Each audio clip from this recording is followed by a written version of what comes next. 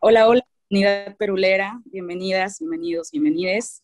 El día de hoy estamos muy contentos de recibirles en nuestro espacio expandido de la Perulera para una pequeña gran charla con unos grandes amigos, amigas, en cuanto al tema de pedagogías libertarias, pedagogías no formales. Esta charla está dentro de nuestro ciclo de maternidades y nuevas pedagogías o pedagogías informales de nuestra programación del mes de mayo de la Faro Perulera. Entonces, espero que disfruten de este rato de conversatorio. Y estamos con dos personas maravillosas. Tenemos a Lía, la novia Sirena, que nos va a estar compartiendo mucho de sus saberes. Bienvenida. Y a Taniel Morales, que también justo estamos muy emocionadas de tenerlo aquí en este espacio, gran espacio expandido de la Perulera. Y bueno, les cuento un poco la dinámica, les voy a contar un poco sobre ellos, sobre ella, su semblanza, y después comenzamos con una serie de preguntas y nos van a ir compartiendo sus sentires en cuanto a esto. Entonces, vamos a comenzar. Voy a comenzar con la semblanza de Lía, la novia Sirena. Y bueno, ella nace en 1989 en la Ciudad de México, donde actualmente vive y radica. Poeta, narradora oral y artista del performance. Es activista y defensora de los derechos humanos de las personas trans. Aprendiza feminista antirracista en proceso vivo y continuo de descolonización. Cofundó en el año 2016 la Red de Juventudes Trans México junto a su hermana Jessica Marjane, y en el año 2019 la Archiva de Literatura Infantil y Juvenil LGBT Trans Mariquitas, junto a su compañero de vida, Canuto Roldán. Sus proyectos pedagógicos se han centrado en construir puentes afectivos entre las experiencias trans, el activismo y el contexto sociopolítico por medio de la performance artística que acontece en espacios de complejidad, cárceles, escuelas, plazas públicas, mercados y hospitales, entre otras, que oprimen y encarcelan las identidades de la disidencia sexual. Bueno, ella es Lía, bienvenida, novia Sirena. Y bueno, Daniel Morales nace en la Ciudad de México en 1970, estudió música, matemáticas y artes visuales antes de darse cuenta que lo suyo era ser autodidacta sin currícula específica. Su caminar lo ha llevado a participar en proyectos de teatro, radio, video, danza, arte sonoro, arte visual, música y pedagogías críticas. Es maestro de danza y artes visuales en el Centro de Investigación Coreográfica y el Centro Morelense de las Artes, y continuamente desarrolla talleres en diversos centros culturales y educativos, así como en espacios comunitarios y públicos. Actualmente realiza proyectos de educación no formal, plástica social y restitución comunitaria, y a veces, cuando es necesario, les llama proyectos de arte. Piensa su espacio creativo en dos vertientes: la elaboración de vínculos humanos no enajenados, plástica social y la señalización de los espacios ideológicos naturalizados para la transformación de nuestra frágil idea de realidad, revolución de baja intensidad. Bienvenidas. Lía, bienvenida. Muchas gracias, Luca. Buenos días también ahí a la comunidad perulera. Muchas gracias por invitarme. Daniel, querido, un beso enorme para ti. Y qué bien estar aquí, ¿no? En estos tiempos.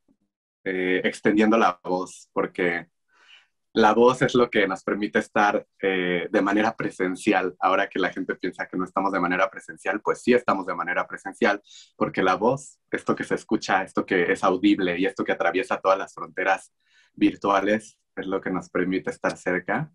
Así es que yo estoy muy feliz de estar con ustedes y conversar.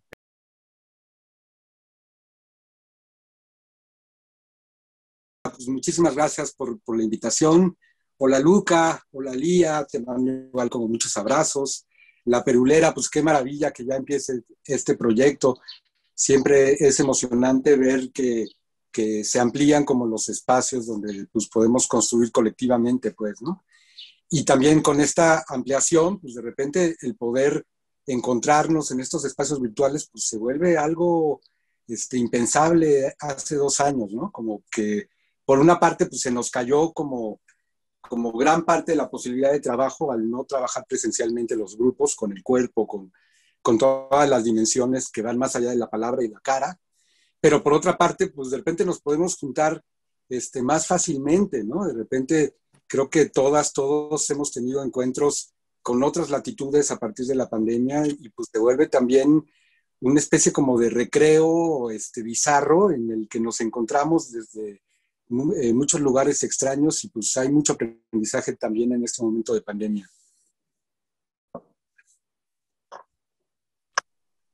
Claro, y esa es la razón que nos tiene aquí juntas y pues en esta charla que inicia. Y pues para dar comienzo, nos gustaría que nos ayudaran a redescubrir, ¿no? Y a reaprender ciertos procesos, en este caso pedagógicos, para toda nuestra comunidad, pues de niños que nos estén viendo, adultos mayores, jóvenes, pues nos gustaría compartir, ¿no? Estos sentires. Y bueno, comenzamos con la primera pregunta para esta entrevista. Pues, ¿qué les llevó a interesarse en temas de educación? Esa es la primera. ¿Qué es lo que más les gusta de la dinámica del aprendizaje? ¿Y cuál fue su relación con la escuela? Si quieren, comenzamos por ti, Lía.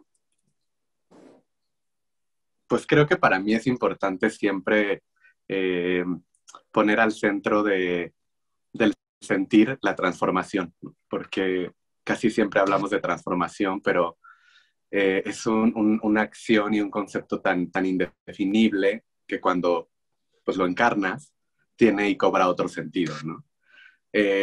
Pues yo recuerdo que mis primeros contactos con la educación pues fueron gracias a mi madre, porque mi madre es normalista y ella siempre, pues todas las historias que me contaba de esos trayectos que hacía de la casa de mi abuela a la escuela de maestros, allá por el metro normal y todo lo que vivía. Y en algún momento, pues ella me llevó porque no había con quién me quedara yo. Pues fue lo que me comenzó a mí a llamar cada vez más, a formarme también ahí en la educación, ¿no? Esos tránsitos. Y lo llevo ahí porque sí, para mí creo que se trata de tránsitos, que se trata de transformaciones, que se trata de rupturas, ¿no? O sea, recuerdo que también todo el tiempo que pasé con mi abuela, porque me quedaba mucho tiempo con ella, porque mi mamá no solamente tenía que salir a estudiar, sino a trabajar. Mi abuela siempre me decía, mijita, si un día se te rompe un espejo, déjalo un ratito ahí, después échale sal, después échale agua, déjalo otro ratito y bueno, ya después vas, regresas, lo barres y lo tiras, ¿no? Ella me compartía pues como todo lo que su historia también le había brindado a manera de historias para hacer ciertas cosas dentro del hogar. Entonces, después con la vida me di cuenta que uno de los regalos más maravillosos que me podía dar el azar y que me podía dar la coincidencia era que se me rompiera un espejo, porque es ese momento en el que se rompe un espejo, en el que yo me puedo ver a mí misma fragmentada en cachitos de diferentes tamaños, algunos más punzocortantes que otros. Y es maravilloso, ¿no? Pienso que la educación es así porque para mí es una ruptura, o sea, hay que tejer rupturas colectivas, ¿no? ¿Y para qué? Pues para poder fragmentar. Y el fragmento como una posibilidad de transformación, porque ahí es donde estamos, siendo ese fragmento, siendo esa multiplicidad de relatos, de narraciones, esa multiplicidad de vidas que acontecen dentro de nosotras, nosotros. Y para mí eso es también lo que implica, ¿no? El otro día yo estaba en una conversación como entre profesores de educación media superior y me preguntaron eso, ¿para ti qué es la pedagogía? Y yo literalmente lo que me salió de la boca era, pues es una acción política de transformación y tengo que digerirlo. No me pregunten a qué me refiero, porque tengo que digerirlo, ¿no? Porque a veces como que nos preguntan así concretamente, ¿para ti qué es la educación? Y yo siempre he dicho, déjame digerir primero esta pregunta tan fuerte que me has hecho. Pensar en mi historia, pensar en mis tránsitos, pensar en mis trayectos, en mis linajes, y luego me puedo aproximar a una respuesta, porque siempre que se nos pregunta qué es la educación, pienso que lo que se busca es que digamos algo concreto, y hay preguntas que se quedan en una incógnita perpetua o que lo que hacen es generar más preguntas. Y la pregunta ¿qué es la educación o qué es la pedagogía? Tiene que ser una pregunta que genere más preguntas, más que una respuesta concreta, porque hay que hablar de contextos, hay que hablar de vivencias, hay que hablar incluso de dolor, porque este es un país que produce dolor, y cuál es la relación que tiene la educación en México con el dolor que produce este país, necropolítica absoluta y desaparición forzada y represión activista, transfeminicidio y feminicidio. ¿Cuál es la relación que tiene la educación? Entonces no es tan sencillo contestar esa pregunta que pareciera que siempre nos persigue a las que hacemos educación desde sus múltiples fragmentos, ¿no? Hablando del espejo. Entonces, a mí me gusta que eso genere más preguntas. Y ahora, el aprendizaje también como la contrahistoria de la misma acción política que implica aprender, más bien desaprender, o más bien desmoronar, o más bien como agrietar, ¿no? El sistema cuando hablamos de aprendizaje. Y es como sí, pues hemos sido muy, o sea, a veces somos muy aprensivas, muy aprensivos. Y entonces, ¿qué sucede cuando desaprendemos? ¿Cómo desaprendemos? Y luego eso ya me lleva inmediatamente a la tercera pregunta, la escuela. ¿Cuál es la experiencia que yo he tenido con la escuela? Pues creo que ha sido una relación bastante complicada, bastante compleja, de muchas memorias. Creo que la escuela es una institución para mí que se encarna, ¿no? Que se encarna en el cuerpo y por lo tanto produce una memoria. ¿Cuál es la memoria que traemos cargando de la escuela? O sea, para mí, siendo una morra trans, ha sido una secuela. Para mí la escuela es una secuela, punto, ¿no? Porque yo viví muchísima violencia en la escuela, en la primaria, en la secundaria, en la prepa, en la universidad, como que mira, un poquito más ya se relajó la situación, porque pues estar en la UNAM para mí fue absolutamente transformador, porque pues eran otras dinámicas, no había tantos muros, ¿no? O sea, el espacio era más abierto, ¿no? No era tan contenido como en la secundaria, por ejemplo, donde todo está contenido, donde todo está lleno de muros grises, donde te uniforman y el cuerpo está cambiando al mismo tiempo por dentro. Entonces, mi experiencia con la escuela ha sido, por un lado, eso, la secuela, y qué interesante, ¿no? Que la palabra escuela, con un solo movimiento de letras, se convierta en la palabra secuela. Entonces, después de eso, pues viene otro proceso, ¿no? Porque ya conforme pasa el tiempo, pues yo me doy cuenta justamente de esa operación, como de quererme retorcer y voltear hacia atrás y decir, pues quiero devolverme yo a esa secuela, a esa herida, quiero entrar fino a la herida y quizás ni para sanarla, ¿no? Porque una entra a la herida apenas para conocerla, porque es la herida. Y hasta entrarle fino a la herida, así es como fue mi proceso. Quiero devolverme a ese lugar que para mí fue una secuela, pues ya también viendo qué puedo yo brindar, ¿no? ¿Qué puedo yo compartir? ¿Cómo me puedo refragmentar en ese lugar? Por eso, después, gracias a todos los conocimientos que me brindaba mi madre, al estar tan cerca de maestros normalistas, pues fue que yo decidí formarme también como pedagoga, ¿no? O sea, como entrar ahí a la Facultad de Filosofía y Letras, al Colegio de Pedagogía, donde pasaron otras cosas, porque hay mucho arrinconamiento también dentro de la facultad hacia nosotras las pedagogas, ¿no? Los pedagogos, como pues, ¿qué hacen aquí? No, váyanse a hacer su facultad porque ustedes son como los que trabajan con niños, ¿no? Y es como, son otras luchas internas también dentro de la universidad para seguir justamente fragmentando la pedagogía y mostrando como todas las posibilidades infinitas que tiene de accionar y para seguir cuestionando. Entonces yo me formé ya ahí como por 4 años, desde todos los conocimientos que me fueron brindando los profesores. Entré en ese proceso como de asimilar, en ese proceso de tratar de encarnar todo lo que yo iba aprendiendo, porque pienso que sí, ese proceso de aprendizaje es algo fuerte, ¿no? Que no tiene que ser tan mecánico, ¿no? Como esta educación tradicional de llego y ya brindo el conocimiento y órale, ¿no? Ya examen para ver qué. Entonces la escuela nunca fue un lugar para que tuviéramos un proceso de eso, de digestión emocional, porque es muy emocional. La relación que tú tienes con el profesor es muy emocional. La relación que tienes con el espacio arquitectónico es muy emocional. Y la relación que tú estás teniendo con tu cuerpo es muy emocional. Entonces, la educación tiene que atravesar todo eso. Entonces, así fue como regresé a esa escuela, ¿no? O sea, por ahí está el proyecto de la alumna, que yo sé que ustedes conocen perfecto, en el que yo regreso a las secundarias, ¿no? Siendo la alumna, cuestionando igual el adultocentrismo, porque pues esto de que la infancia ya pasó, la adolescencia ya pasó, pues quién sabe, habría que discutirlo. ¿Quién sabe si ya pasó la infancia o la adolescencia? Hay muchas cosas a las que una tiene que regresar de la infancia y la adolescencia. Y ahí está la performance, ahí está la escritura de cuentos, la narración, como puentes para caminar hacia atrás, ¿no? También, para dar pasos hacia atrás y luego hacia adelante. Entonces, así fue como yo regresé a las escuelas, a esas escuelas, en la pregunta que me haces de cuál es mi relación con la escuela, pues justo a conocer eh, esa herida propia y compartir con todas las personas que están ahí, pues todos esos caminos. Sí. Gracias, Lía. Gran historia y experiencia. Y pues bueno, Daniel.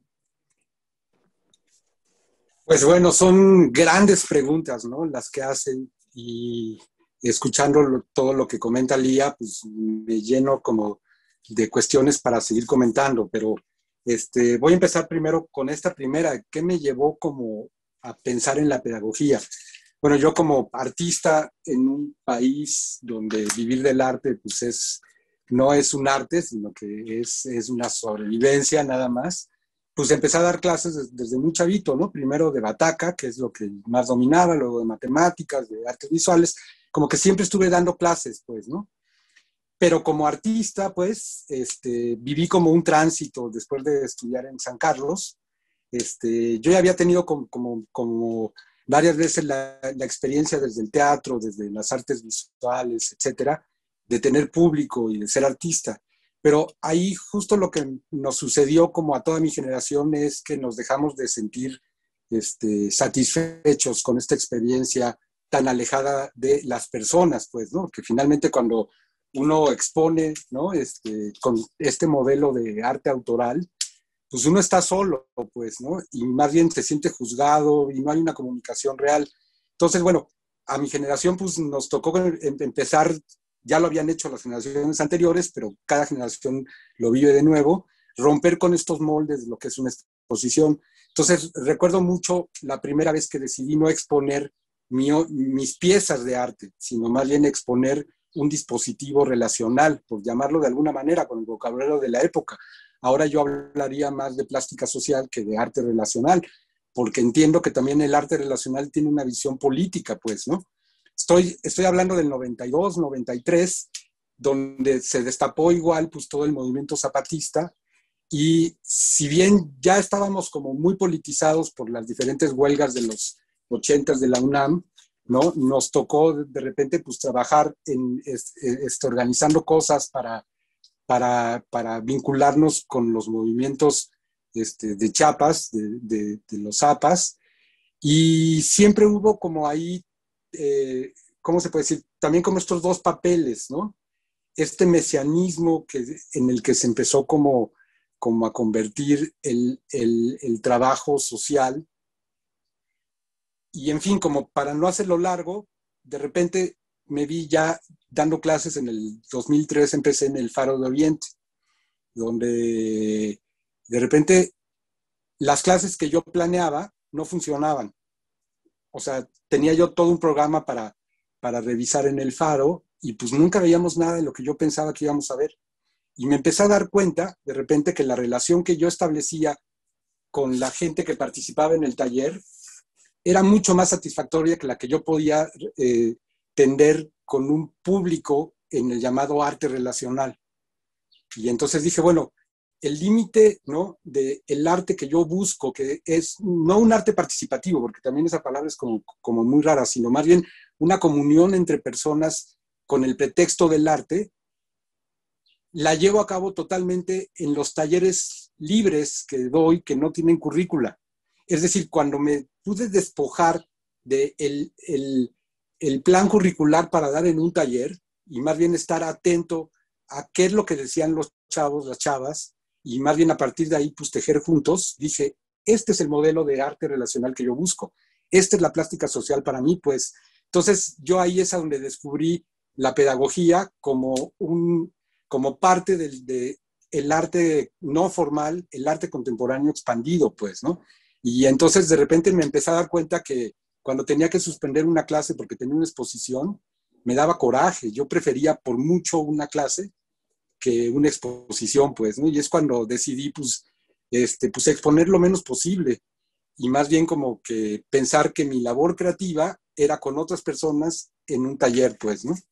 Entonces, para mí, dar un taller colectivamente es una relación mucho más plena que hacer arte, porque siempre está sesgado ahí como el tema de la autoría, pues, ¿no? Y entonces ahí es a donde pues también puedo pasar como a la siguiente pregunta, que estas tres preguntas que nos hacen pues se ligan muy bien, pues, ¿no? ¿Qué es lo que yo rescato del aprendizaje, pues, ¿no? Pues lo que rescato sobre todo es un poco lo que decía Lía, al final de su presentación de la labor de la digestión, pues, ¿no? Creo que me gusta mucho lo que dice, que de repente uno plantea frases que dices, a ver, espérate, no sé cómo llegó esta frase, pero llegó, ahora tengo que digerirla, ¿no? Yo siempre he sentido que cuando uno de repente es tallerista, de repente uno habla desde una transpersonalidad, de repente te cae conocimiento que no sabes que sabes, de repente dices, bueno, ¿de dónde viene esto que les acabo de decir? No, pues no viene de mí, viene más bien de meterme yo en un personaje transpersonal histórico, de construcción histórica, que es el enseñar y aprender, que es una labor que los seres humanos hemos hecho desde hace 150,000 años. Entonces hay una gran cantidad de conocimiento transpersonal que nos habita y de repente estar como en un espacio de aprendizaje es meterte en un ritual milenario, ¿no?, en el que conectamos y digerimos el conocimiento que no sabíamos que teníamos, ¿no?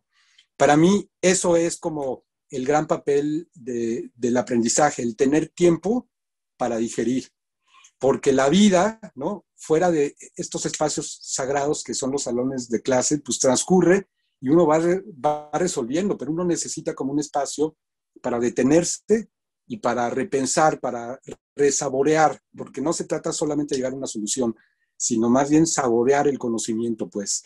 Y creo que en eso coincide también la pedagogía y el arte. Para mí, el arte sirve para tener tiempo para uno mismo, ¿no? Para una misma. Es bien cabrón, pero nos han robado nuestro tiempo. Siempre tenemos prisa. Y de repente, llamándole arte, ganamos tiempo para lo que queramos. Es una lástima que los artistas de repente entiendan el tiempo que tienen como artista de producción. Yo creo que producir tiene que ser el menor espacio del tiempo que uno utiliza para el arte, ¿no? Es más bien digerir. Y ya que digeriste, ahora sí, pues produces o no produces, ya no importa, pues, ¿no? Y para mí esa coincidencia entre el arte y la pedagogía es ontológica, es algo que va mucho más allá de las estructuras que actualmente se han desarrollado como las escuelas y los centros de arte. Y ahí paso como a la tercera pregunta, ¿qué es la escuela? Uy, no, pues es bien fuerte, pero lo que decía Oscar Wilde es bien bonito. Él decía, jamás permití que la escuela interfiriera en mi educación. Y si bien yo creo eso, ¿no? Yo creo que en la escuela uno aprende más fuera de clase que adentro de la clase. Es decir, como que vivimos como esta ficción. Para mí la materia más importante que se da en la escuela se llama recreo.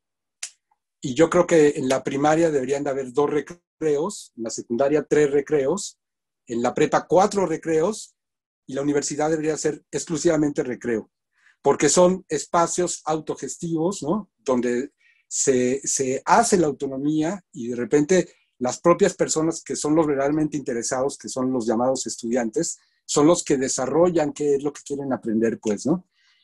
Para mí, la escuela es un territorio también, y eso es lo que me está costando tanto ahorita con la pandemia, porque de repente estamos desterritorializados, pues, ¿no? Esto del espacio virtual, pues, sí es espacio, pero sí es virtual. O sea, realmente no hay una comunión, ¿no? Con el espacio, con la tierra. Yo coincido como con toda esta gran provocación, ¿no? De la Constitución de Bolivia, donde la tierra es un sujeto político. Es un sujeto político que tiene derechos. Para mí, el territorio es también un ente que tiene su propia subjetividad y que es importante escucharla, pues, ¿no? Entonces, para mí, la territorialidad de las escuelas, de los espacios de aprendizaje, de los centros culturales, es básica para el aprendizaje, pues, ¿no? Entonces, para mí, eso es la escuela, es un territorio mágico donde de repente tenemos el espacio y la contención para poder digerir y replantear nuestra propia realidad, pues. Eso. Gracias, Daniel. Pues grandes experiencias, comentarios. Rescato mucho el tema de los fragmentos, el digerir también, ¿no? Y creo que bien a bien este tipo de procesos es demasiado vivo, ¿no? Es un proceso vivo y orgánico que refiere al final siempre estar atentos en qué dirección se va, no hay una dirección establecida, ¿no? Entonces es seguir redescubriéndonos, reaprendiendo, ¿no? Se me hace muy interesante la perspectiva de cada una de ustedes. Y bueno, eso nos lleva a la siguiente pregunta, que un poco Daniel ya nos comentó bastante, ¿no? Sobre estos procesos pedagógicos no formales. Nos hablaste un poco de cómo descubriste estos procesos y pues cuál ha sido tu experiencia, ¿no? En cuanto a estas pedagogías, ¿no? Y en cuanto a eso, me gustaría preguntarte, ¿qué refiere a estas metodologías? ¿Cuál sería, ¿no? Sabemos que es algo orgánico, pero también necesita un ordenamiento, ¿no? Entonces, saber cuáles serían esos procesos metodológicos, ¿no? Pedagógicos en cuanto a tu experiencia en lo no formal, en las pedagogías no formales. Y en cuanto a Lía, nos encantaría escuchar cuál ha sido su experiencia en cuanto a las pedagogías en cuanto al arte, la cultura y pues el sentimiento, la sensación, la emoción radical que ha habido, la ternura radical de estos procesos pedagógicos. Quien guste comenzar. Si quieres, ahora empiezo yo, Lía, para que vayamos uno y uno. Bueno, yo les quiero contar como una anécdota que para mí fue como sustancial, ¿no? Yo estaba escribiendo un manual para maestros, ¿no? Entonces, como que me pasaron como muchas cosas, porque estuve visitando muchas escuelas, digamos, en diferentes zonas del país, ¿no? Y llegué a una escuela que era una escuela secundaria donde estaba la maestra, estaban los alumnos de segundo de secundaria. Yo me acuerdo perfectamente cómo era yo en segundo de secundaria y yo era insoportable. No sé cómo me aguantaron los maestros, ¿no? No paraba yo de sabotear, de gritar, de decir, de cuestionar. Y afortunadamente tuve maestros como muy generosos que, pues que me escuchaban, a pesar de que probablemente era yo muy impertinente, pues, ¿no? Entonces yo cuando entré a este salón de clases, que era un taller de arte, ¿no? Donde iban a ver el tema de la textura, la maestra sacó un libro donde venía el tema de la textura y entonces leyó y les dictó a todos los estudiantes sobre qué era la textura. Y luego les dejó la tarea de hacer la textura de una manzana, así decía en el texto que estaba leyendo. Y entonces a mí me presentaron como que venía yo a observar la clase. Entonces yo me di cuenta inmediatamente que la maestra era una excelente maestra, porque los alumnos dejaron de ser chavos de segundo de secundaria y se portaban bien. Y entonces yo me di cuenta que más bien me estaban viendo a mí con odio, porque decían, este tipo, chilango, viene a meterse para calificar a nuestra maestra. Y estaban los chavos defendiendo a su maestra. Y la maestra estaba súper nerviosa porque sentía que yo le estaba juzgando.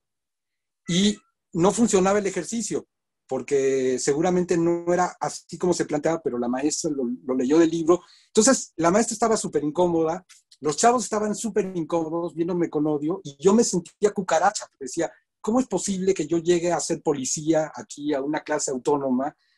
Yo me sentía súper mal y ahí como que me puse a pensar, bueno, ¿quién está cómodo aquí? Y me di cuenta que el único que estaba cómodo ahí era el manual, el libro de texto que seguía la maestra. Estaba en medio de un escritorio dominando a un observador, a un testigo, a una maestra y a unos alumnos.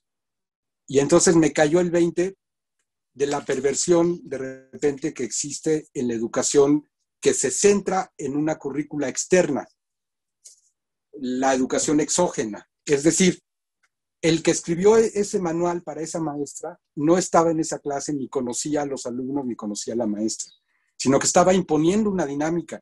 Y me puse como a revisar un montón de manuales para maestros y me di cuenta que los manuales para maestros en realidad estaban dirigidos a los alumnos. Y entonces dije, ¿cómo es posible? Es decir, el maestro era considerado solamente un dispositivo para llevar a cabo el manual. Y decía casi el orden en el que el maestro tenía que decir. Y entonces descubrí con horror lo que le llaman, ¿cómo le llaman? Las hojas, unas hojas espantosas que le ponen a los maestros a hacer, que es el plan de la clase. Y entonces me hizo sentido todo lo que yo ya conocía sobre la educación endógena. Es decir, el generar el conocimiento que el grupo necesita con el grupo, pues, ¿no? Y eso como que me aclaró lo que es la educación no formal. Es no formal no porque sea informal, ¿no? Se confunde mucho la educación no formal con la educación informal. La educación informal es la que no está legitimada por las instituciones que reconocen normalmente la educación, como es en México la SEP, la UNAM, el INBA, ¿no? Pero la educación informal es la misma educación formal, solamente sin reconocimiento pues, oficial. Y hay un montón de escuelas que siguen planteando como en los mismos términos de objetivos y currícula la educación, y sigue siendo el mismo tipo de educación. La educación no formal para mí es la educación que justamente construye la currícula con el grupo. Es decir, yo lo que descubrí ahí, en eso que les cuento de esa experiencia espantosa de someter a un grupo con mi presencia, es darme cuenta que la dinámica no necesariamente es la creatividad del maestro ni del libro, sino que tendría que ser la creatividad del grupo. Es decir, hay un sometimiento de creatividades, pues, ¿no? Normalmente el director ocupa la creatividad de los maestros. Es una y otra vez vemos que directores se sienten creativos y entonces colonizan la creatividad del maestro. Y también maestros que colonizan la creatividad del estudiante planteando de repente pues, ejercicios que son muy creativos, pero el único que ejerce la creatividad es el maestro. Entonces, acá la cuestión es de qué manera podemos respetar que alumnos, maestros, directivos, libros de texto sean todos creativos sin colonizar la creatividad del otro, pues. Y para mí, ese es el secreto de la educación no formal. Es no formal porque no tiene una forma, no porque no utilice trajecito, pues, ¿no?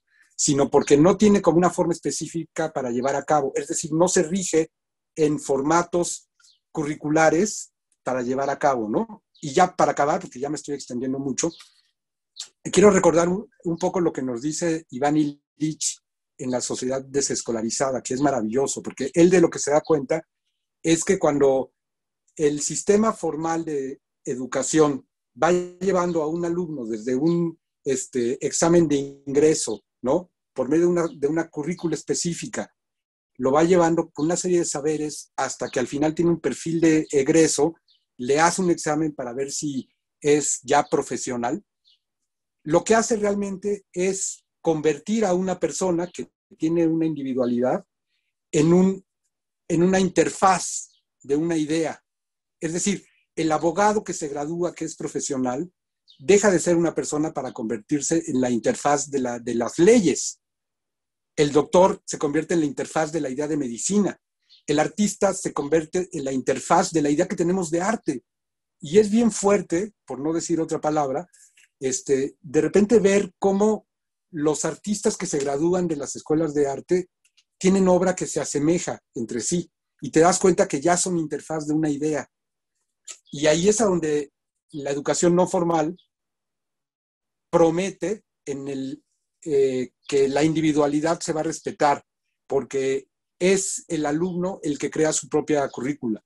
Yo en el Faro, y ahora sí ya con esto acabo, tuve alumnas, que era como muy interesante lo que estudiaban, porque tomaban una materia conmigo, que yo daba un taller que se llamaba el taller práctico de teoría, que era de arte contemporáneo, y luego también tomaban un taller de vitrales, y el de náhuatl, y el de danza afro, y además iban a una clase de oyentes a una materia de filosofía y letras, y tomaban teatro en otro centro cultural. Y entonces yo me preguntaba, bueno, ¿cómo se llama la carrera que está estudiando este chavo, esta chava?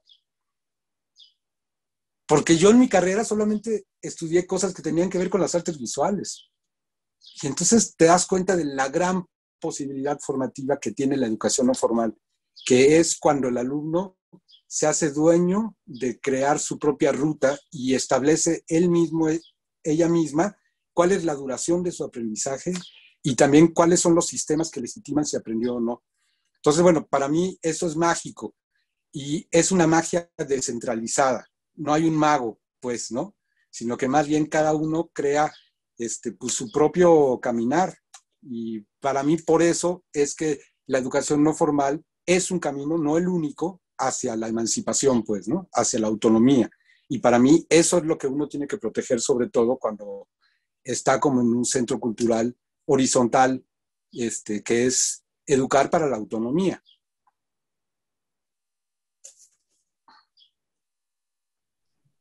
Gracias, Daniel. Lía, por favor. Sí, muchas gracias por todo lo que estamos compartiendo. Yo les agradezco que nos estemos acompañando aquí, me parece algo muy hermoso. Bueno, sí, grandes preguntas las que nos has hecho. Me gustaría decir que, pues justo, ¿no? Para mí siempre es importante, pues, cuestionar dónde están las emociones cuando hablamos de educación y de pedagogía. ¿Dónde están las emociones?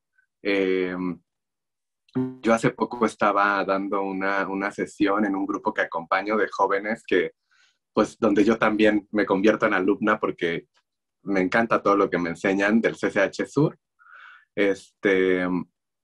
Y justo, ¿no? Para mí era un día como súper sensible por cosas que yo estaba atravesando personales y de mi corazón, ¿no? Y de mi alma. Entonces recuerdo que mientras estaba dando este acompañamiento, propiciándolo con los jóvenes del CCH, yo así, pues me rompí en llanto, ¿no?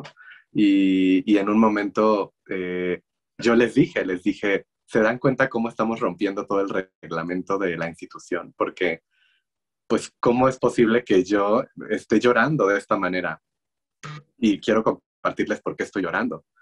Porque cuando las aulas o jaulas, ¿no? Si le ponemos ahí otra letra, han sido espacio para las lágrimas.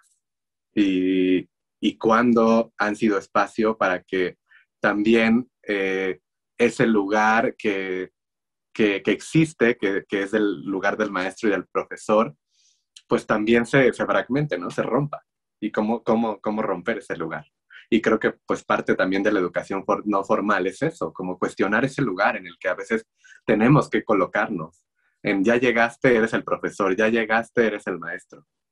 cuando las fronteras son tan delgadas entre el profesor y el alumno que tú ni siquiera sabes cuándo eres tú la alumna y cuándo eres el profesor. O sea, no te das cuenta. Y ya cuando te das cuenta es maravilloso el proceso, y cuando llevas eso a un lugar donde ya no hay eso, porque también siento que eso es como algo muy de las etiquetas, ¿no? Y te lo digo yo que estoy como también en una situación de búsqueda todo el tiempo con mi identidad, ¿no? Las etiquetas siempre son bien peligrosas, porque pues quién sabe qué tanto pueden producir.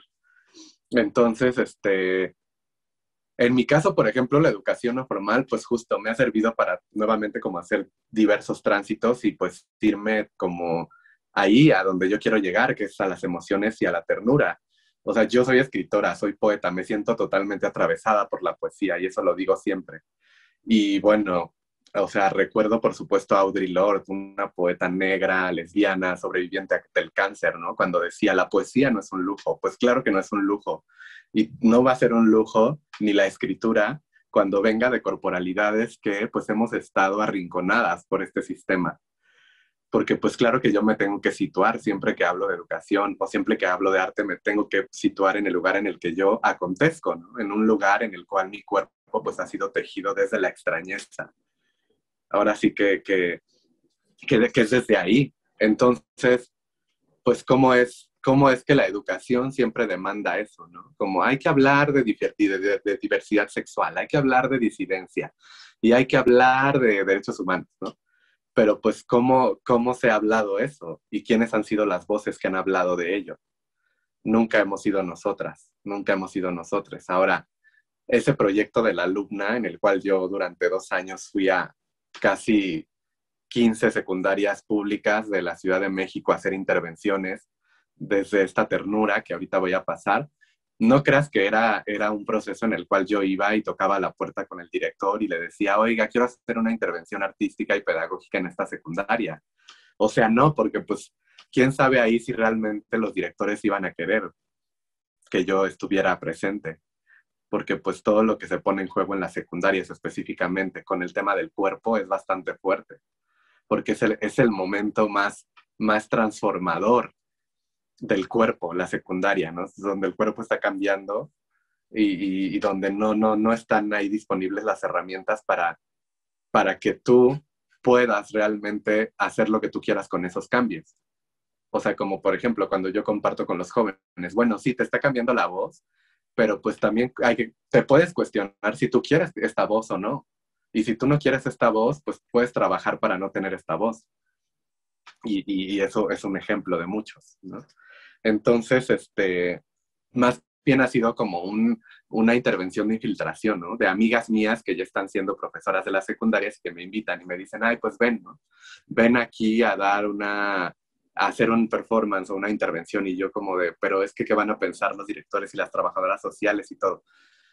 No, pues yo voy a decir que es una charla de sexualidad, ¿no? Y seguramente me van a decir que sí, porque es muy importante. Y entonces ya, ¿no? Va a venir una persona a dar una charla de sexualidad. Y entonces ya llego yo y hago la performance, que sí tiene que ver con la sexualidad, pero que acontece a otro nivel, porque es con el cuerpo y es con las emociones, y asumimos juntas el enojo del director, que piensa que la intervención no es ética, porque para empezar, pues yo estoy con el uniforme de alumna, y que yo hablo de mis emociones y hablo de mi cuerpo, ¿no? O sea, mi intervención empieza así, yo preguntándole a los compañeritos, las compañeritas y los compañeros en la secundaria, vean mi cuerpo, o sea, no sientan miedo, vean mi cuerpo, ¿no? Aquí está mi cuerpo para ustedes. Y ahora háganme las preguntas que tengan que hacerme sobre mi cuerpo. Yo no voy a juzgarles porque ustedes miren mi cuerpo. Yo sé que mi cuerpo es extraño y quiero que me digan qué piensan de mi cuerpo. Y eso es lo que a mí me gustaría que pasara en el espacio público, ¿no? O sea, allá afuera donde yo todo el tiempo me tengo que enfrentar a miradas muy punzocortantes, cuestionamientos sobre mi cuerpo de qué es este cuerpo, ¿no? ¿Dónde lo ubico? ¿En lo masculino, en lo femenino? ¿Dónde, no? Yo no quiero que me ubiquen en ninguna de las dos, o sea, que me ubiquen más bien en otro lugar, en otras posibilidades de cuerpo, de género, de sexualidad. Entonces, yo es lo que quisiera en el espacio público, y esa es una acción de ternura radical, ¿sabes? Y también está en el mismo nivel también porque son legítimas todas las estrategias que tenemos de autodefensa las personas trans, porque el mundo está muy jodido para nosotras, para nosotros, ¿no? Entonces, O sea, sí, yo luego veo cómo me mira la gente en el espacio público y yo digo de verdad, ¿cómo me gustaría que hubiera espacios donde esta persona pudiera no sentir vergüenza de preguntarme lo que quiere preguntarme sobre mi cuerpo, ¿no? A mí, como directamente. Se necesitan espacios para que la pregunta no sea un motivo de vergüenza. Por eso es que para mí es importante que todo pase por ese afecto, ¿no? O sea, el afecto y la ternura, esto que me preguntas, para mí es algo que se tiene que encarnar y que se tiene que vivir. A mí, siempre que me preguntan, pero tú, para ti, ¿qué es la ternura radical? Yo siempre digo, es algo indefinible, hay que indefinirlo. Más bien, empecemos por decir qué no es ternura, qué no es afecto, qué no es cariño. Y así vamos a poder transitar a contestarnos, cada quien desde sus contextos y desde lo que ha vivido, qué es la ternura radical. Porque siempre queremos el concepto, ¿no? O sea, es lo que yo digo siempre, así de qué es la ternura radical, qué es el afecto, qué es el feminismo, qué es la pedagogía, qué es la educación. Y es como en ese proceso que nos está atravesando de digestión en esta charla, hay que darle su tiempo y hay que pasarlo por el cuerpo. Y más en esto que me preguntas de la ternura y del afecto, ¿no? O sea, eso es lo que verdaderamente prende a las autoridades o lo que prendía mucho a las autoridades cuando yo hacía estas intervenciones, ¿no? O cuando mostraba mis tatuajes, ¿no? Con los chavos, ¿no? Pues miren, yo tengo estos tatuajes, son tantos, y eso habla de una transformación también. O sea, ¿no? Tengo esta cicatriz porque me caí, tengo esta otra porque me operaron. O sea, hay otras transformaciones aconteciendo en mi cuerpo y en los cuerpos de ustedes, cuéntenme de sus cicatrices.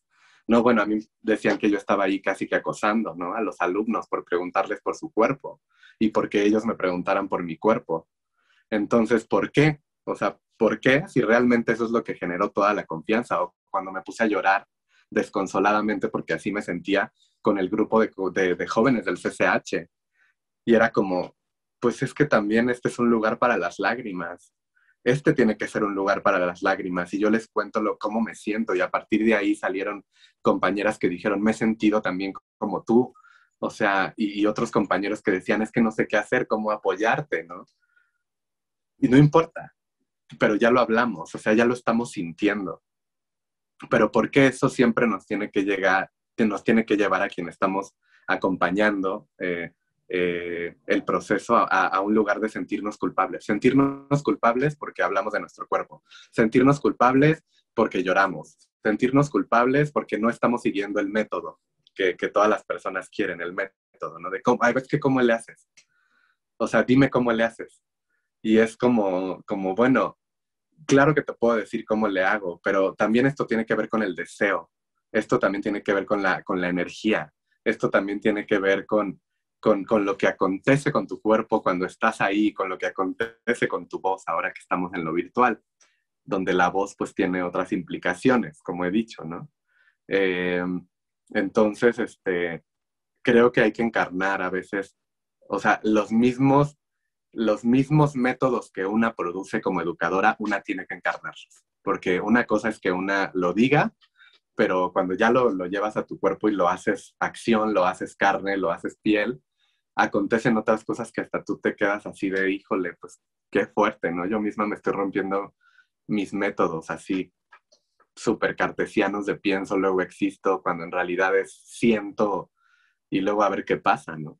Justo tus comentarios me llevaron a imaginar que cuando un niño es pequeño le dicen que está descubriendo el mundo y que descubre el mundo. Realmente nunca dejamos de descubrirlo, ¿no? Siendo adultos, siendo adolescentes, cuando adolecemos de muchas cosas y que pues saber que un cuerpo está cambiando es bastante vulnerable, ¿no? Y también quiero retomar pues estos procesos violentos desde la concepción de la espacialidad dentro de las escuelas, que te genera un tema totalmente vertical, de seguir órdenes, de seguir un lineamiento establecido. Y justo también rescato, ¿no? Lía comentaba sobre nunca dejar de definir algo y que se siga transformando, porque si no, se pierde y se estabiliza y se queda en un solo punto, ¿no?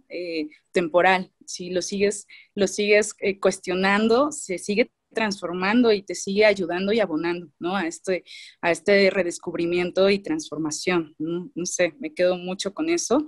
Y pues bueno, También un poco para contextualizar a Mónica de lo que lo que hemos estado hablando. Y pues voy a leer estas pequeñas líneas que nos compartió Moni. Y bueno, Mónica Hernández Arrieta generó el proyecto cultural de la Faro Bautepec, hoy conocida como Faro Indios Verdes. Estuvo involucrada también en los procesos comunitarios y pedagógicos forma parte de la coordinación educativa de la red de faros en Secretaría de Cultura. Gracias, Mónica, y bienvenida. Si te gustaría describir y abonar algo más, adelante. Yo estudio filosofía, esa es mi formación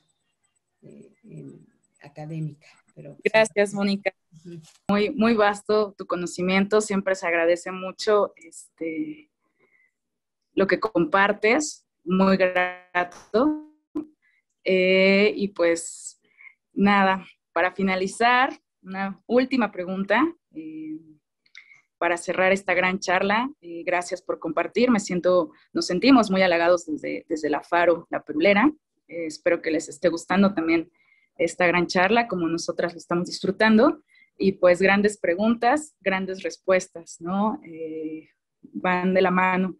Y pues nada, sabemos que estos procesos de educación formal pues son muy avasalladores, ¿no? En cuanto a lo político y económico, ¿no? Un tema de control muy fuerte.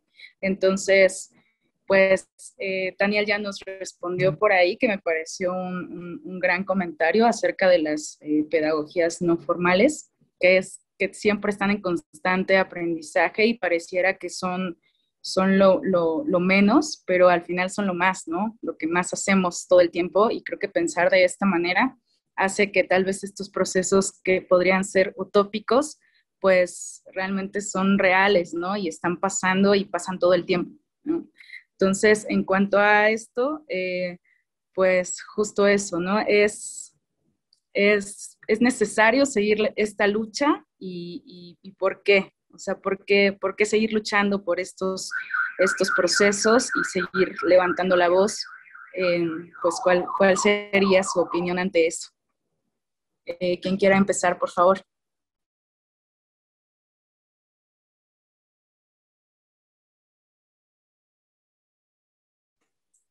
Pues si quieren, yo empiezo. Pues bueno, es complejo esto de la lucha, ¿no? Porque se puede pues cosificar fácilmente, se puede justamente caer en dogmatismos. No hay una fórmula última, sino que más bien hay caminos, ¿no? Que cada contexto, cada sociedad tiene que ir desarrollando para cada contexto. Y más, pues, tratándose de un mundo que sufre tantas violencias, ¿no? Desde lo racial, desde el género, desde la clase, ¿no? Desde la edad, desde la cultura. Estamos metidos en cientos de sistemas de opresión y no podemos esperar que una sola manera sea la correcta como para poder como revertir todas las violencias, todas las heridas que tenemos, pues, ¿no? Yo desde ahí trazo como el paralelismo de la educación no formal y el arte no formal, porque el arte también adquirió como esta palabra, pues, ¿no? El arte se ha pensado siempre como un espacio libertario, de liberación, todo bondad, pues, ¿no? Y se nos olvida que hay arte de derecha, ¿no? Hay arte fascista, hay arte racista, hay arte machista. Entonces, el arte por sí mismo no es tampoco como un espacio de liberación, como tampoco las escuelas, pues también hay escuelas machistas, hay pedagogías machistas, etcétera, etcétera, ¿no? El mismo pensamiento crítico se ha convertido como en una gran estrategia colonizadora, pues, ¿no? Es increíble cómo el capitalismo es increíblemente creativo en la manera en la que coloniza. Incluso el pensamiento crítico se ha vuelto de repente colonizador en un montón de espacios. De repente, justo muchos autores que funciona su crítica desde el contexto de Europa se convierten en doctrina y dogma en otros espacios que no pueden compararse con la sociedad europea, pues, ¿no? Y hablo directamente, pues, de todo el pensamiento decolonial, que de repente nos deja como una tarea muy importante, que es repensar en nuestro propio contexto cómo es que tenemos que hacer, ¿no? Y por hacer hablo de una cosa importantísima, que es la organización, pues, ¿no? Yo, en la experiencia que he tenido en haceres contestatarios, en haceres que intentan como revertir como la situación, me he encontrado una y otra vez con formas de organización jerárquicas. Y es bien loco, porque luego, desde estas formas jerárquicas, se contradice lo que se intenta hacer. Y yo siento que lo bonito, ¿no? Lo importante de los talleres, en este momento, llamándoles como les llamemos, ¿no? De los centros culturales, que increíblemente como en este momento histórico es a donde se pueden dar como ciertos procesos, que no solamente se dan ahí, sino también otros, es la autonomía de un salón de clases, donde justo se puede problematizar cuáles son los caminos necesarios para llevar a cabo esta tarea tan importante, tan primordial, que es sanar las heridas y revertir justo las violencias ocasionadas pues, por la jerarquía, ¿no? No hay que olvidar que la violencia es el control por medio del poder. Entonces, en todo momento que hay poder en medio, se puede dar pie a la violencia, pues, ¿no? Y hay poder también, ¿no? Y insisto mucho y me interesa en la bondad del arte, pues, ¿no? Es decir, el arte, siendo como tan bondadosos como lo pensamos, tiene como una serie de instrucciones que se pueden convertir también en yugos. Y bueno, estoy como intentando como englobar como un montón de situaciones, porque yo creo que parte de lo que necesitamos también es romper estos campos que se han ido creando a partir del reduccionismo, ¿no? Separando los conocimientos de lo que es la escuela, de lo que es la economía, de lo que es el arte, de lo que es la educación. Hay vida, hay que proteger la vida, ¿no? Y la vida, sobre todo, lo que necesita es la diversidad. Y pienso yo que sin definirlo, podemos encontrar espacios donde se permite que un grupo pueda adquirir autonomía reflexionando sobre sus propias violencias, ¿no? Me gusta mucho como el trabajo que nos plantea Lía, ¿no? De repente de retomar como esta dimensión emocional, ¿no? Vivencial, ¿no? De tener un cuerpo, de ser un cuerpo, ¿no? Y pues bueno, esas son como las posibilidades que puede llegar a tener un taller si se le da como el espacio de confianza para que investigue con su propio grupo qué hacer, ¿no? Y ya nada más para concluir, hay como 4 esferas como muy importantes para mí, pues, en este momento, ¿no? Como bien decía Mónica, el conocimiento va cambiando, ¿no? Pero para mí, ahorita, la organización es tan importante como el fin para el que se organiza la gente, pues, ¿no? Por otra parte, el hacer es importantísimo también, y luego sistematizar ese hacer para justamente poder generar una memoria, porque hay tantas rutas por caminar que necesitamos ir compartiendo nuestras estrategias, no para copiarse dogmáticamente, sino para poder vivir como muchas experiencias que otros hermanos, hermanas, pues han vivido, pues, ¿no? Y yo lo que diría es, la educación no formal, así como el arte no formal, pues no está en riesgo,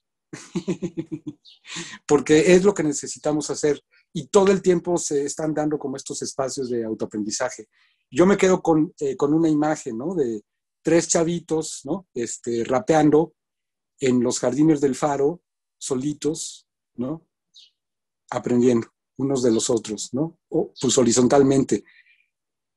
Lo único importante de un taller son los estudiantes. El maestro incluso sobra, pues, ¿no? Puede no haber un maestro.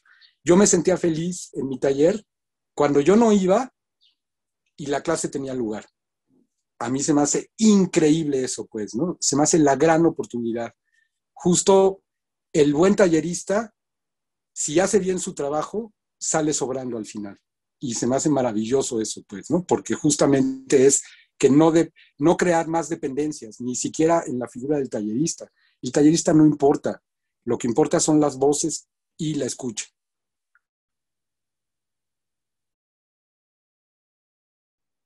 Gracias, Daniel. Gran reflexión. Ahí si quieren, me aviento yo me aviento yo ahorita al ruedo, antes de Lía, porque además Lía, yo sé que va a terminar seguramente con algo que nos sorprenda. Les recomiendo mucho justo su trabajo creativo, es maravilloso, así es conmovedor, muchísimo. Bueno, qué importante lo que nos dice Daniel, porque o sea, quería como seguir, porque a mí me cuestiona muchas veces lo que dice Daniel y eso me parece increíble, ¿no? Me parece una gran oportunidad. Cómo uno de pronto reproduce también, ¿no? Como lógicas de poder. Y eso nos lleva a cuestionarnos y reflexionar continuamente sobre lo que estamos haciendo, ¿no? Porque pues en el discurso puedes aventarte una serie de oraciones, ¿no? Y de un speech ahí, de retórica al final, que se quede ahí en la retórica. Y pues el asunto es ahí ponerte donde dicen donde se me fue el refrán, pero donde vemos de qué lado más que la iguana, pues es cuando estás en la acción, ¿no? Cuando ahí es cuando nos ponemos a prueba nosotros mismos finalmente, ¿no? Y tendemos a reproducir como relaciones de poder, esquemas de poder. A mí me ha pasado muchas veces, me lleva a la crítica, porque además justo en espacios alternativos he estado de pronto en espacios de poder, ¿no? De toma de decisiones. Y ahorita mismo en la presentación dije, no, pues a mí me faltó que me dijeran que yo coordiné y dirigí y tal, ¿no? Y es una tentación en la que caes, ¿no? Y pues sí termina siendo incongruente. Y está muy bien que Daniel lo mencione, porque la verdad es que Daniel siempre siento yo como un poco más adelante que otros y otras en temas alternativos. Pues también fue una escuela ahí de Illich, ¿no? Nosotros fuimos yo sí fui a una escuela tradicional. Entonces, tiendes, ¿no? Que pasa mucho con talleristas, tiendes a reproducir pedagogías convencionales. Entonces, es un tema de revisarse continuamente, como la vida misma, porque tendemos a regresar al caminito de ejercer poder, porque pues es súper tentador, ¿no?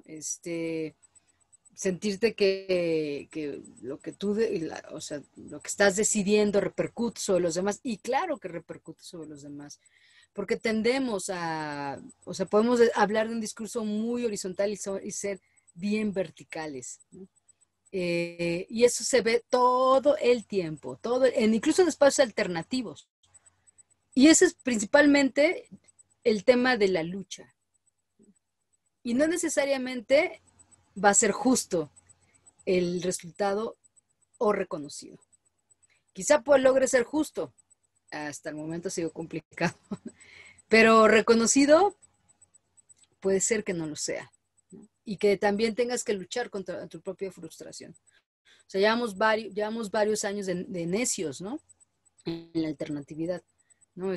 Daniel y yo nos conocemos de hace 20 años, creo, ¿no? Justo de la pirámide. Y ya está en la dirección colectiva ahí ejerciendo prácticas de poder. ¿No es cierto? No era tan ruda. Había más rudos. Pero intentábamos hacer una dirección colegiada y hicimos un monstruo de 7 cabezas donde todos nos cuestionaban porque nos decían, ¡ay, son bien desorganizados! Y no sé qué. Y costaba trabajo, ¿no? Tratar, o sea, la organización en la horizontalidad lleva más tiempo. Es menos práctica. O sea, la asamblea lleva más tiempo. Ponerse de acuerdo o sea, hay una es más compleja, de pronto te puedes perder ahí, ¿no? Que de pronto decir, a ver, vamos a hacerlo así, ¿no? Yo de pronto sí reproduzco ciertas cosas así porque ya pasa así de, no, pues si deliberamos un chin sobre tal y tal y tal, nunca lo vamos a hacer, ¿no? Sí me he visto ahí cuando dirigía Foro Indios Verdes o cosas por el estilo, sí me pasaba que de pronto si vamos a decidir, ya no lo ponía deliberación, sino que algunas cosas muy operativas, decía, por aquí es la ruta y se necesita a un capitán, ¿no? Y si hay tormenta, no puedes ponerte a hacer una asamblea de, a ver, ¿qué vamos a hacer? Aquí hay una tormenta, ¿cómo, hacia dónde vamos a dirigir el timón? ¿Quién lo va a agarrar? No, agarras el timón y están los rayos y tal, y órale, ¿no? Y nos vamos para acá, ¿no? Y mucho es intuición. Y llega a pasar que si es la intuición de quien conduce, al finalmente del capitán, y puede llegar a ser autoritario. Y ahí hay que tener cuidado justo de no caer en esas tentaciones. A ver, en chinga, súbete al mástil, a ver, tú baja no sé qué, no sé cuánto. Yo me he visto en esas ondas, ¿no? Y según yo estoy salvando, sí sales de la tormenta, pero en la tormenta te llevaste en el proceso que le gritaste a alguien, ¿sabes? Que no consideraste al contramaestre, ¿no? No, no, mejor por acá, no, no, a ver, es por acá, ¿no? Porque aquí ya no sé qué, ¿no? Y puedes reproducir esas cosas, pero también en la tormenta, siguiendo con la metáfora de un barco, no vas a hacer una asamblea porque no te vas a hundir, ¿no? Entonces hay una serie de aristas ahí que son muy interesantes, pero justo en la pirámide, y algunas cosas también de pronto en la alternatividad rayan pues incluso en lo prohibido en algunos momentos, hay que no decirlo tal cual, digo, no se trata de llamar a la ilegalidad ni nada por el estilo, pero sí en las fronteras de lo alternativo de pronto, o la lucha, también está en las fronteras de pronto de lo que el sistema nos permite. En la pirámide, cuando nosotros estábamos, yo estaba en esa dirección colectiva tan difícil de llevar, tan complicada para nosotros mismos, teníamos una radio libre, que ahí fue cuando conocí yo a Taniel, ¿no? Claramente, ¿no? Teníamos una radio libre que no es que fuera ilegal, es que había un vacío en el vacío legal, y gracias a eso podíamos tener la radio libre, pero la radio libre era con un transmisor. Digo, nosotros no lo hacíamos, lo hacía justo Taniel y René y Poncho Figueroa y otras personas que iban más avanzados que nosotros en ese tema, y en muchos otros más. Nosotros estábamos ahí medio organizándonos, ellos estaban súper organizados y eran súper prácticos y podían hacerlo, ¿no? También son como años de estarte entrenando en ello, ¿no? Es años también de tener un buen trato, son años de que, ok, en la tormenta tomas el timón, pero no le gritas a nadie, pero no maltratas a nadie, ¿no? Y ese es un tema personal. Y la lucha personal y de relación y también colectivo. Y la lucha primero es con uno mismo. Porque puedes tener 20 años, 30 años en lo alternativo y ser un autoritario o ser una autoritaria, ¿no? Y reproducir cualquier cantidad de vicios que no están bien, y yo me he visto ahí varias veces, ¿no? Y tengo que rebominarme y decir, y a veces tiene que ver hasta con tu personalidad y con la capacidad de decir, no, sí la cago, ¿no? Y pedir incluso disculpas y tal. Y coincido con Daniel, el tema está en la organización. Y eso también está, bueno, es uno de los temas, pero sí fundamentales. Y eso permea toda la lucha social. Y en la constancia, ¿no? De estar de necio, 20 años, 30 años, 50 años de necios, donde a lo mejor nadie te lo reconoce, ¿no? Yo tengo luego la tentación de decir, no, yo hice tal y tal y tal, nadie me lo va a reconocer. O sea, puede ser que, o sea, por circunstancias políticas, por no sé qué, por pues ganes muchísimo menos, nadie se acuerde. O sea, a mí literalmente me borraron de un libro de las Faros porque fue muy crítica con el anterior director de las Faros, Y justo pasó eso, lo de Cuautepec. A Mónica, como promotora cultural, hizo el proyecto Cuautepec, pero ni siquiera aparezco como directora fundadora del Faro Indios Verdes. Y es que estuve 5 años ahí, ¿eh? Y que hice todo el replanteamiento y tal y tal. Hoy no tengo un puesto de dirección de ningún faro, no importa, está todo bien, ¿no? O sea, estoy no me estoy quejando, pues. Estoy en el equipo de formación y coordinándolo, agradezco mucho la confianza, pero también me ha tocado que de toda una trayectoria, o sea, no estoy en ningún espacio así de las vacas ni nada por el estilo de la gestión cultural. No me llaman a foros así, chonchos de gestión cultural y tal, con 20 años en espacios alternativos, ¿no? Con publicaciones, con un montón de cosas en las que fuimos precursores en el feminismo mismo. Digo, obviamente las precursores, las y los precursores del feminismo, les precursores del feminismo, las precursoras del feminismo, les precursores del feminismo, pues son de hace varios siglos, ¿no? Pero digamos de la ola que me tocó a mí, ¿no? Pues ya nadie nos pela, ¿no? O sea, ¿quién se acuerda de nosotros? Nadie, ¿no? ¿O quién se acuerda de que iniciamos en no sé qué movimiento y tal y tal y tal? Y no importa. Es parte de, digo, sí duele un poco, ¿no? Sí pesa y dices, ay, o sea, sí dices, ay, nadie me reconoce esto, aquello, lo otro, ¿no? Al final, lo que importa son los espacios. O sea, al final no importa la lucha que nosotros dimos para que la pirámide no fuera cerrada hace 17 años. Creo que Daniel ahí también nos apoyó y tal, Benjamín, por supuesto, etcétera. No importa.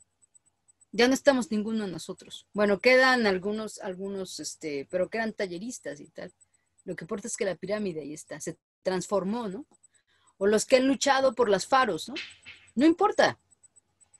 En el fondo lo que importa es que las faros ahí están. Posiblemente les pase también a Poesía y Trayecto, ¿no? Digo, ellos todavía gozan de más reconocimiento actualmente, pero que en algún momento, en 20 años, digan, Canuto o Carlos Atl o Sara Raca o qué sé yo, ¿no? En toda la gente que son como bien importantes en el slam de poesía, que digan, no, pues esos quiénes son, ¿no? No necesariamente vamos a ser reconocidos como los beatniks, ¿no? O sea, igual no hay que hacerlo, no es por reconocimiento, es por otra cosa. Y es finalmente por congruencia. Y en espacios de poder político no van a estar muchas veces la gente que está clavada en la congruencia. No los vas a ver como candidatos Claro. no los vas a ver como candidatos de nada. Ni ninguna, bueno, probablemente sí, no lo sé, ¿no? Tampoco estoy diciendo, así es, ¿no? Así ha sido, ¿no? Porque tiene razón, y los caminos son muchos. Y finalmente, ya para concluir, a mí me gustó mucho el tema del rizoma, no necesariamente por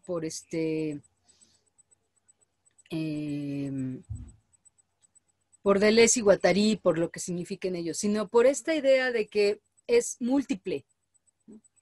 Y que incluso no tiene una forma, ¿no? Pero, o sea, la forma no importa, ¿no? Hay quien puede decir es informe, no es precisamente informe o tal, pero la forma no importa. Lo que importa es como o sea, puede crecer por aquí, por allá, por acullá, puede crecer hacia arriba, hacia abajo.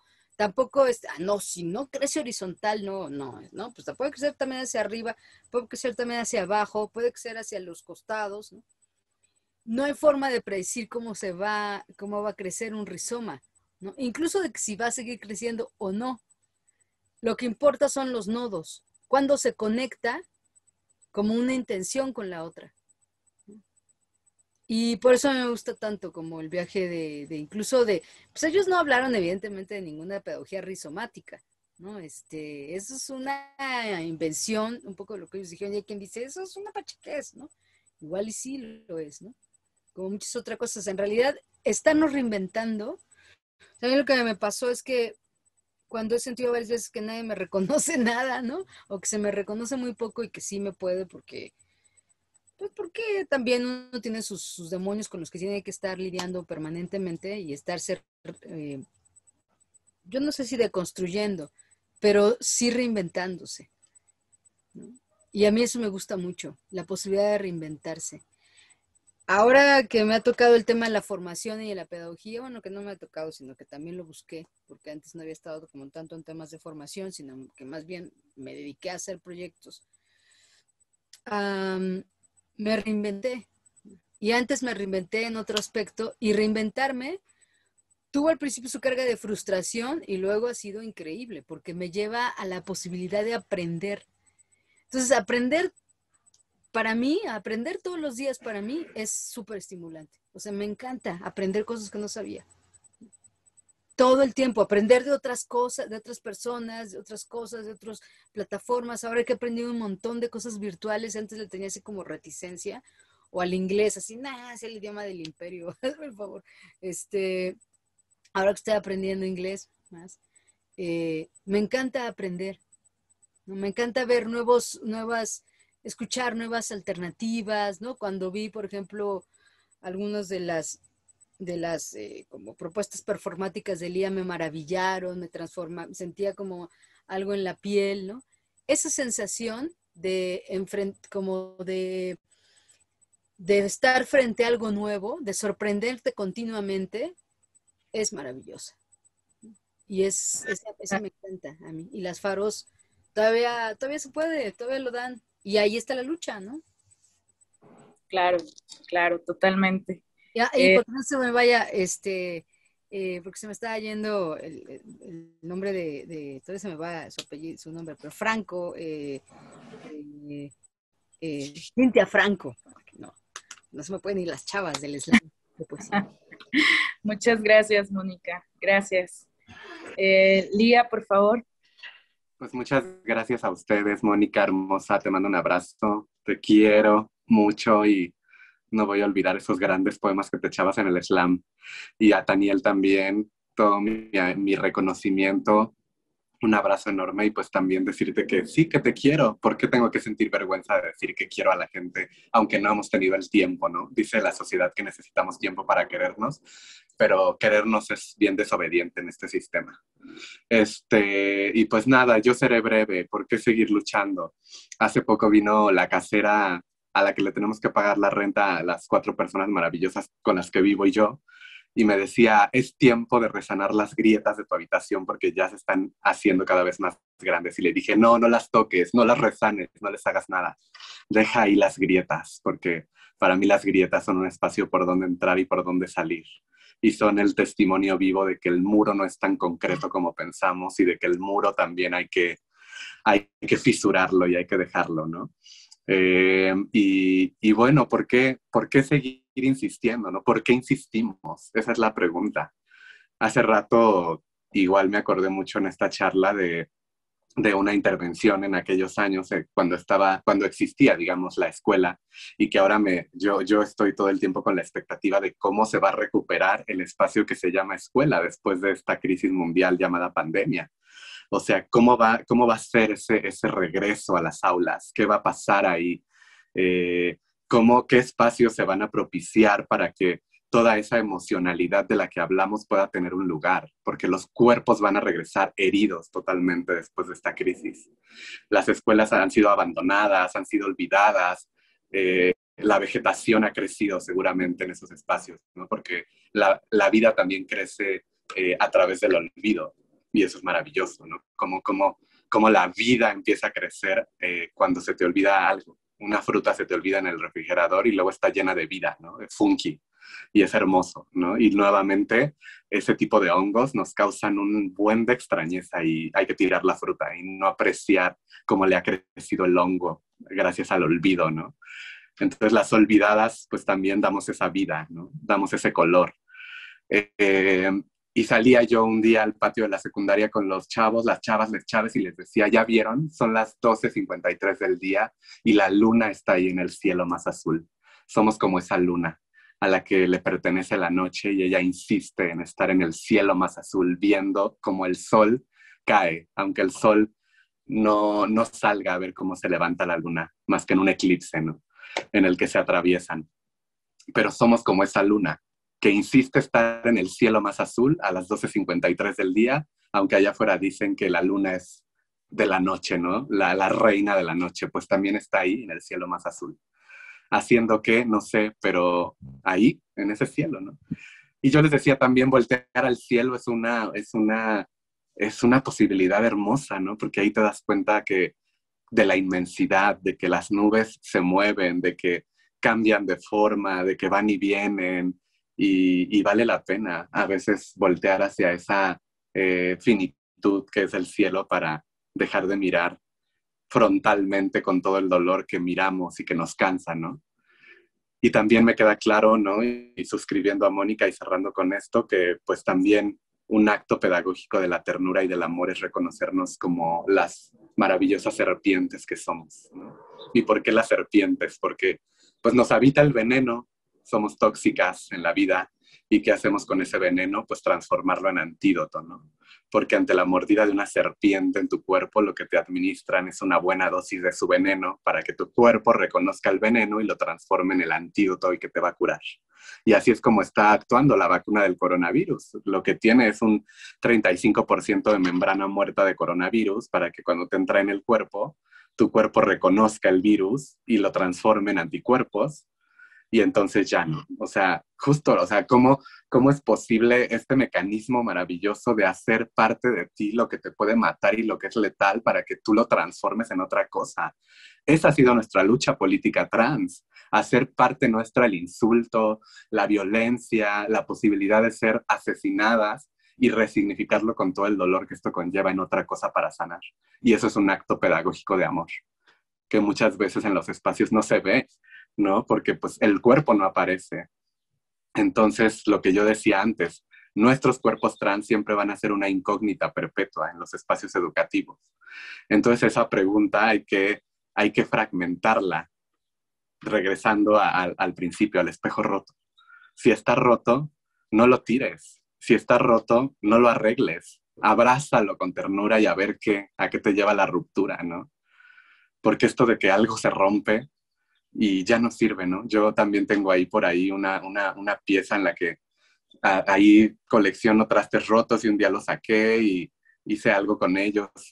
Y dije, pero ¿por qué? Me decían, pero ¿por qué coleccionas trastes rotos, no? Y se rompe un traste y tú vas a la cocina donde está aquí donde vivo con mis roomies y está como, déjenme el traste, no lo tiren. Y es como, bueno, ¿por qué pensamos que lo que se rompe ya no sirve, ¿no? Ya es basura? Cuando en realidad con los fragmentos se pueden hacer otras cosas. Cada fragmento tiene una historia, se ha transformado en otra cosa.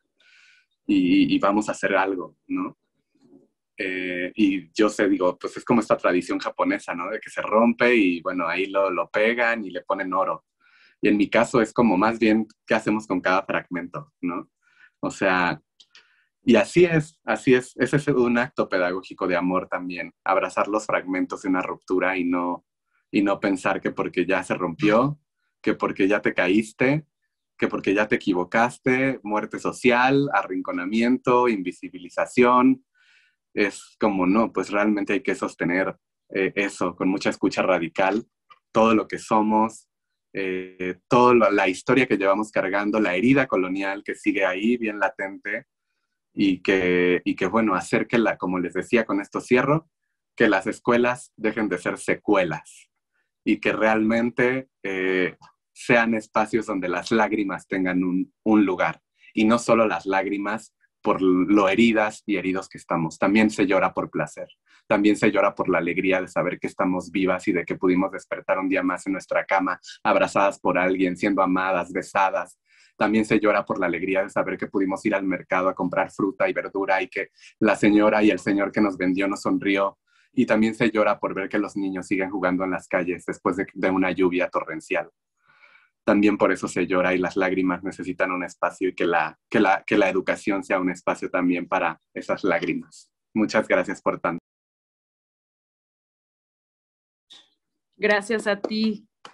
Gran experiencia y compartir. Y considero también que un acto de amor es compartir conocimiento, saberes, aprendizajes, y también voy a aprovechar este espacio para agradecer y extender mi gran reconocimiento también a todos estos compañeros, compañeras que siguen en pie de lucha en estos procesos tal vez de despojo territorial, porque de algún modo el encierro nos despojó de estos espacios seductores que poco a poco fuimos tomando y que ahora pues ya no estamos más físicamente, pero considero que ha sido una gran lucha y mucha valentía de los compañeros, les compañeros talleristas, de las faros y de todos estos espacios culturales en resistencia. Me parece actos de amor y actos muy humanos, el compartir y de algún modo ir transformando y cambiando, no la vida, pero sí las opiniones y los cuestionamientos de cada uno de los que se acercan a estos espacios. Entonces, cierro con esto. Me voy también con muchas preguntas, también con muchas dudas y con muchas ganas de salir allá afuera y seguir descubriendo mi mundo a través de sus sentires, que considero que han dejado mucho en lo personal a mí. Espero que al resto de la audiencia también les dejen muchas preguntas, muchas respuestas y muchos sentires, muchas emociones, porque ese es el fin de estas charlas, ¿no? De estos conversatorios y de este acercamiento a la distancia de compartir amor. Muchas gracias.